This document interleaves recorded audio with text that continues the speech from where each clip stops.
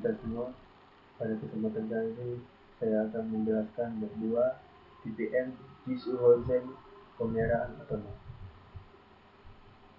TPM Initial Clean and Inspect and Tagging. Pembersihan awal adalah tugas peralatan praktis pertama untuk setiap TPM, baik itu tim AM maupun Zero Chaos atau PM. Gagasan untuk membersihkan sering membuat orang kesal, terutama operator. Untuk beberapa alasan, mereka takut bahwa seluruh kehidupan kerja mereka akan berubah menjadi lebih buruk dan mereka akan diubah menjadi pembersih. Mereka khawatir bahwa mereka akan dibuang dengan semua tugas yang tidak ingin dilakukan oleh para teknisi. Ini tidak bisa jauh dari kebenaran. Tujuan akhir dari TPM adalah, atau seharusnya, untuk meningkatkan keterampilan semua orang sejauh yang mereka inginkan, atau mampu untuk pergi dan menawarkan mereka kemungkinan jalur karir alternatif. Meskipun disebut pembersihan awal, dan tim benar-benar membersihkan peralatan, latihan ini memiliki sedikit lebih banyak kerumitan. Tim juga mencari kesalahan alat, meskipun tidak dengan cara yang sama seperti seorang insinyur biasanya mencari kesalahan. Karena itu, ia terkadang menggunakan metode yang sama, tetapi dengan cara yang lebih umum. Alat tes yang digunakan tim adalah panca indera mereka, seperti penglihatan, sentuhan, penciuman, pendengaran, dan rasa. Tim akan dapat, yang pertama, melihat area kerusakan dan kontaminasi yang jelas, kemudian menyentuh permukaan saat dibersihkan, kemudian bau kebocoran dan tumpahan, mendengar kebisingan, dan rasa.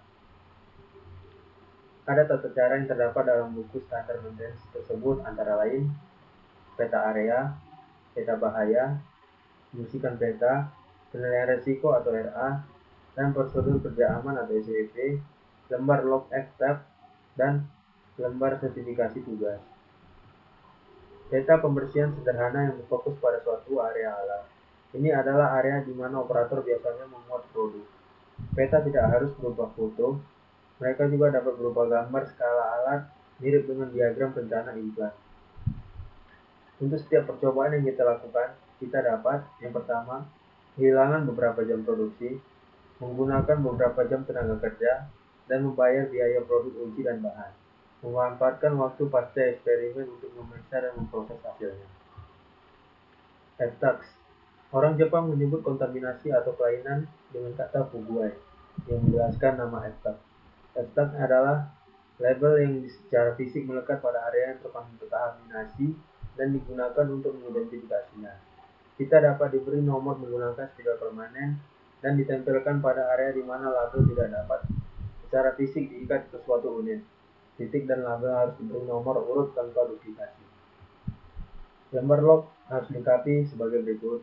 Ada area alat, ID tag F, tanggal, deskripsi tugas, ID penilaian tugas, ID prosedur kerja yang aman, dan ulangi masalah. Anggota tim untuk area yang mencakup tugas tersebut harus dilatih berdasarkan penilaian risiko dan prosedur kerja yang aman. Mereka juga harus diuji pada detail prosedur dan pembersihan sebelum memulai tugas. Semua detail pelatihan dan pengujian harus dicatat. Jika anggota tim lulus tes, rinciannya harus dicatat pada lembar sertifikasi tugas. Lembar ini mengidentifikasi anggota tim mana yang berkompeten atau bersertifikat untuk melaksanakan tugas tertentu dan tanggal sertifikasi. Sebagian besar informasi di lembar ini sama dengan yang ada di lembar log tab F.